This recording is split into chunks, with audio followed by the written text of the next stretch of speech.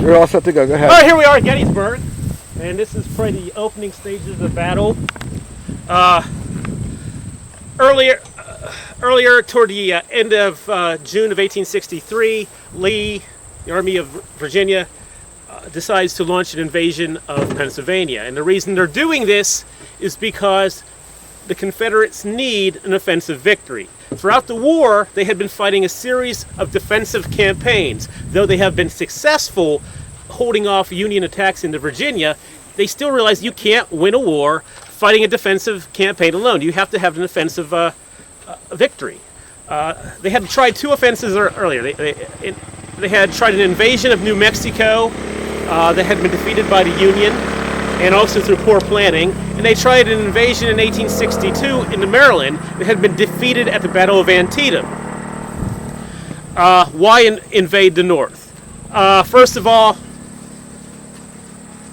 they had hoped that England would give them support. England had said, well, perhaps we will give you overt support if you can show us that your army is viable enough to launch a successful campaign. Now, the English had been covertly supporting them, trying to send supplies, weapons, ammunition, but it was hard to get supplies in because of the Union blockade. Early in the war, Union had seized most of the major ports throughout Florida, Galveston, Texas, parts of the Carolinas, so you couldn't get supplies in. And they were hoping the English would help them. If they get the English to overtly help them, they would get English naval support, which would help break the Union blockade. So they decide, well, after the Battle of Antietam, they decide, well, we have to invade the North again.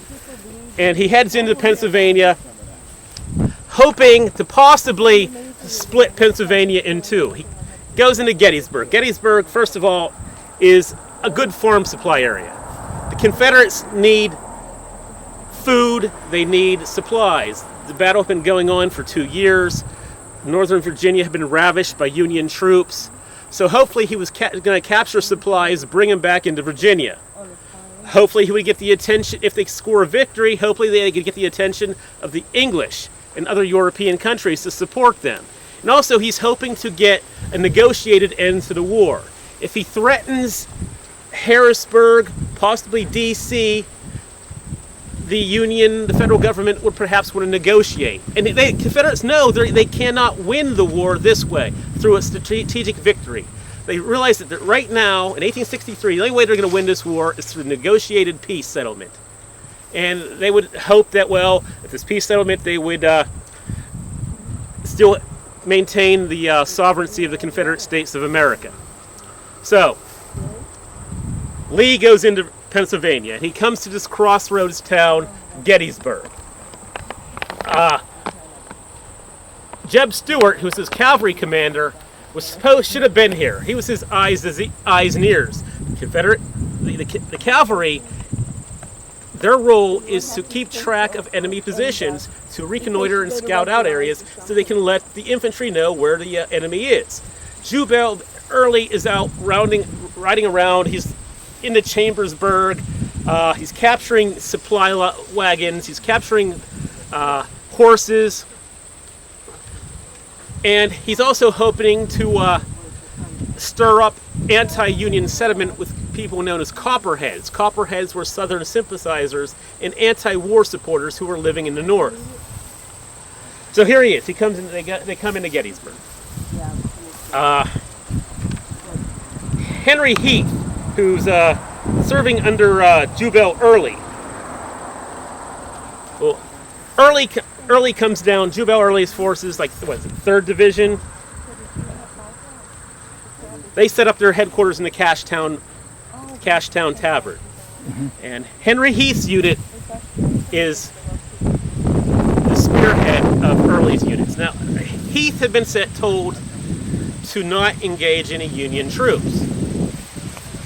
So Heath says, well, I want to send out a small foraging party, moving around all over the place.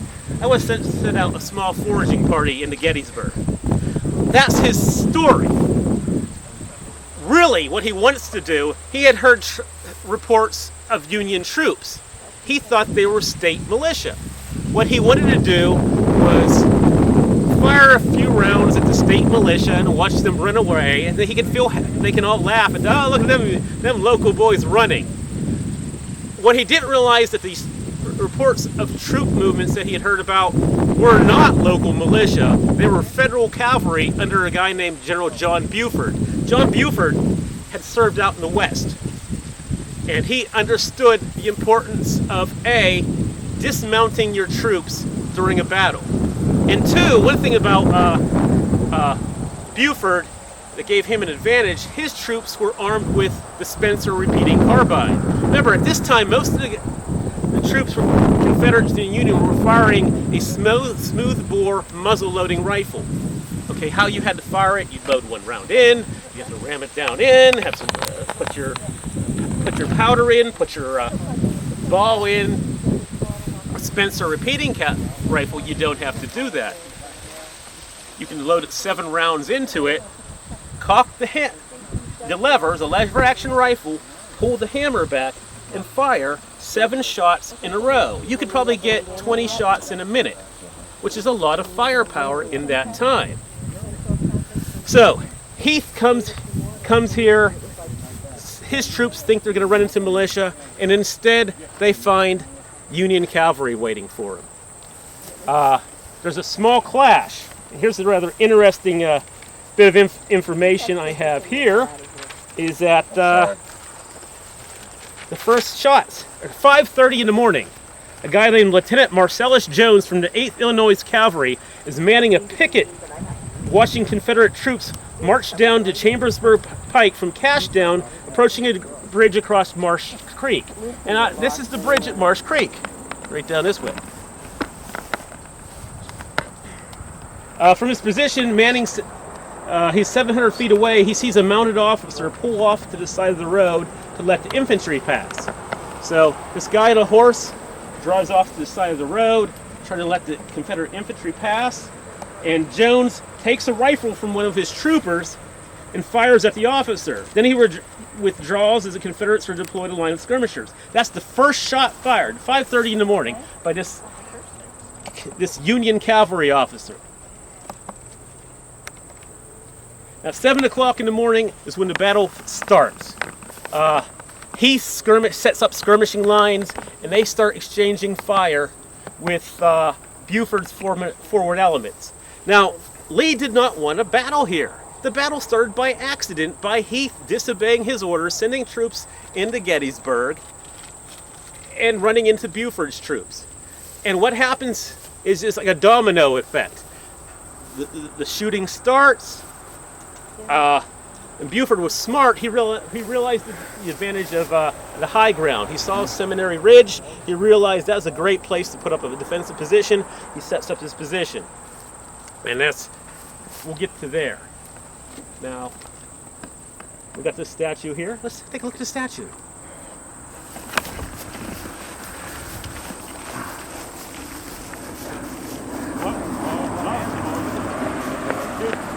What? Come on.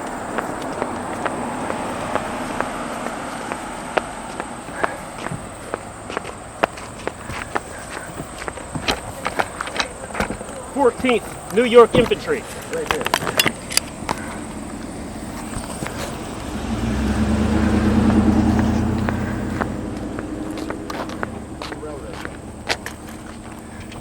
Where's the railroad cut at? Do we know? Railroad cut is right in front of you. This is the railroad cut here. Okay. What a railroad cut is, they were putting a railroad here. Okay. And they had cut down trees, and they had made like a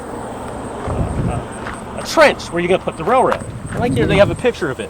This is taken in 1869. Okay, the cut was new, and there was no track on it, so it's this little dirt road. This is later in the day. What happened is, this is like a bunch of Confederate troops are here taking position, and a guy named Rufus Dawes is a Union infantry officer. He actually advances into the cut, trapping like about, say, 100-some people here, forcing them to surrender. One of the earliest victories the Union had during the war. And this is to honor that area. This is General Wadsworth, Major General, served in the United States Army. He's commanding the 1st Division. Okay.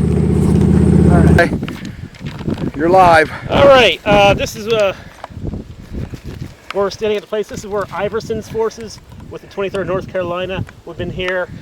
His unit was one of the advanced Confederate units, had come in and set up their positions to engage the Union forces. Union forces is on McPherson's Ridge. It's around the McPherson farm. When Buford sets up his headquarters that way in Gettysburg in the seminary, he sends advancing forces to set up their positions here. And this is where they start to encounter Confederate troops. The Confederates set up their artillery positions here. They start fighting. This whole area is where Buford's troops would be encountering Confederates. Confederates set up their artillery, launch artillery barrages against the Union forces. That's the Eternal Flame. What about the Eternal Flame? That was, let me check on the Eternal Flame. I'm not too familiar what that was for. I think that was Wasn't it President Eisenhower who installed it? I think Teddy Roosevelt. Teddy Roosevelt did, okay. Yeah, the Peace Light Memorial. Yeah. This is Oak Hill. Yeah, Teddy Roosevelt in 1938. And that is to commemorate the battle. And, okay, this would be like where Oak Ridge is right here.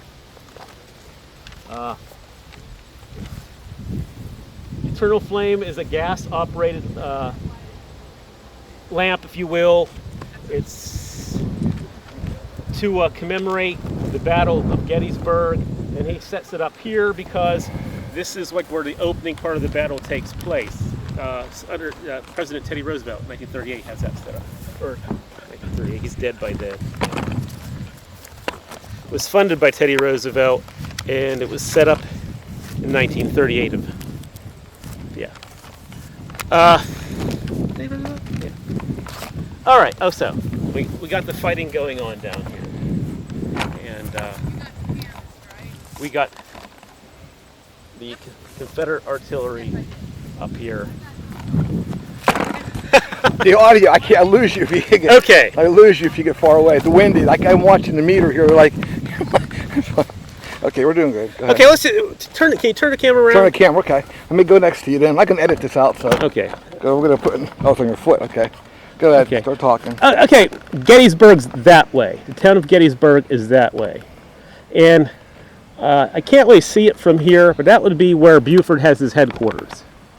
Okay, and he would have his troops down around where you have different monuments down there. Now later in the day, General Reynolds from the Union Infantry shows up. And the funny thing about Reynolds, and I'm going to get in the camera, later today General Reynolds shows up. General Reynolds is commanding what's called the Iron Brigade. And they called him the Iron Brigade because in previous battles they would hold firm. They wouldn't run. He takes over command from Buford. Now, he sends Buford to man positions as a forward reconnaissance unit and to keep track of Confederate movements. So now Buford is out of the picture. Reynolds is taking control of the battle. Reynolds, the battle was very important for Reynolds because Reynolds had grown up in Lancaster, and he takes the attack on Gettysburg and the invasion of Pennsylvania personally. So here we have it. We're at Oak Ridge, and we have Confederate positions. So from here, the battle proceeded. This is day one, right? This is day one. Day one. So Day from one. here, it was like, and in theory, the South could have had the high ground had they not messed up on day one, right? Exactly. Had they not run into Buford saw the importance of the high ground at Seminary Ridge. Had the Confederates had taken that occupy that land instead of wasting their time engaging in this skirmish with Buford's cavalry. They could have had a great strategic position. So because of Buford's occupying Seminary Ridge, that gave the Union forces an advantage early on in the battle. As you see later on, though, they would lose that advantage throughout as the rest of the day unfolded. Okay, let's go.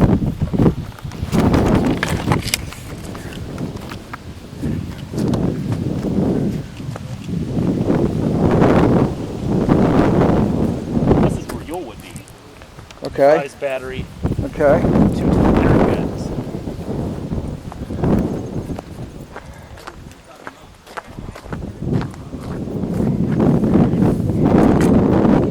How many cannons are there total on the battlefield? Do we know? I'm not sure exactly. Depends on a battery could be probably about 4, 5, 6 cannons maybe. Okay. So figure how many different artillery positions you had throughout the battle. You could probably have somewhere about 500 to 600 cannons easily. Are these actual? These are reproductions. There are some real ones here. These are not the These same look ones. so These are heavy. reproductions, but Well, the yes, real they're ones are here. extremely heavy. Were they You would that have to heavy have. though? This is iron.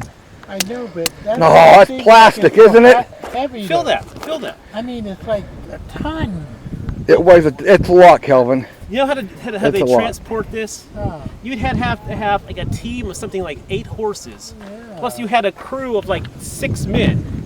You had the guy who fired it. You had guys who loaded it. You had the guy who aimed it. Then you had guys back here on the caissons who would keep bringing powder and shot up. So then you had another guy who'd run around here. His job was throw the ball in. Another guy would come in with a ramrod. So you'd have 2 guys up front, get out of the way. The other guy's back here aiming his cannon. The other guy comes in with his fire rod and lights the fuse. You'd have a pinhole in here. And some of these cannons would be breech loading. That means some you'd load them from the back, and some you'd load from the front. I think. And the guys who shot them all went deaf too. Yes. They were extremely loud. And when a gun fired, it would come back. It would come back. A lot of guys several were. feet. And they said in the battle, these were fired prematurely, and the guy'd be standing here and he'd die. Well, yeah, if you were here, if they had a quick fuse, and you weren't out of the way in time, that's a good way to get killed.